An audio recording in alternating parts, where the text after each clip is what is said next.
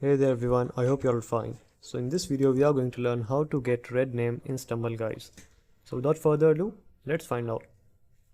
So you might have seen big YouTubers having a red name in the Stumble Guys character. So I will show you how you can do that. So click on this icon here on the top left corner. So this here. And now click on this pencil icon here. And as you can see, my name is appearing as red. So I will show you how I've done that. So you need to simply copy this code here.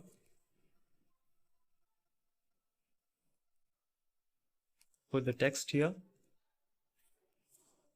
Color equals to red.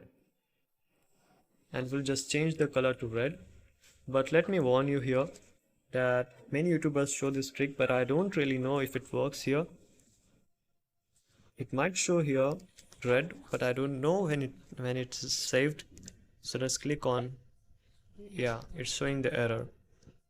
So what you need to know is you need to be a partner of Stumble Guys in order to have that. So those big YouTubers have already a partnership with them, and I don't want to fool you with this, but you can't actually change your color red because you are not partnered with Stumble Guys. So that's it for today guys. Hope you found the video helpful. See you soon. Have a good day.